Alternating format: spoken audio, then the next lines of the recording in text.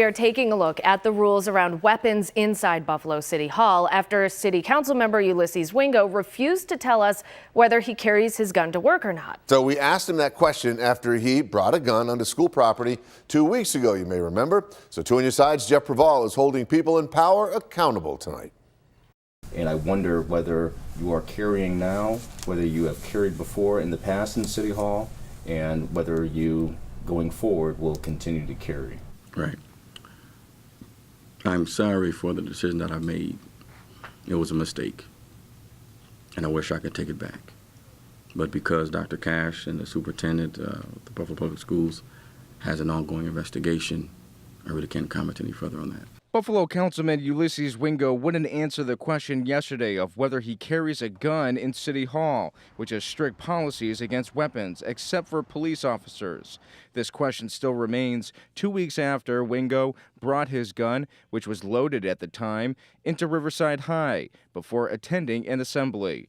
The gun was allowed to be stored in the principal's office.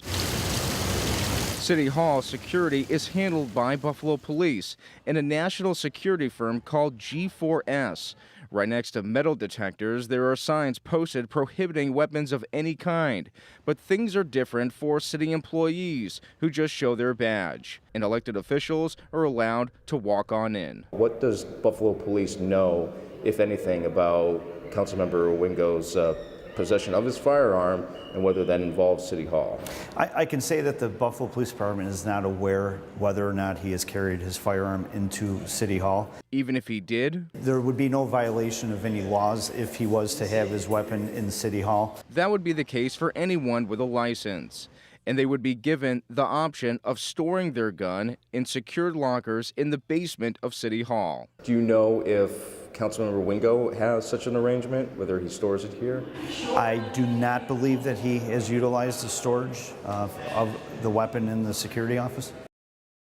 Now, police also tell us that there are exceptions for city employees, including lawmakers, to carry in City Hall, but they have to have clearance from either the police commissioner or Mayor Byron Brown. Mayor Brown said last week that Wingo would not carry his gun to City Hall moving forward, but didn't know whether he's carried in City Hall in the past. I'm Jeff Preval, Channel 2 News.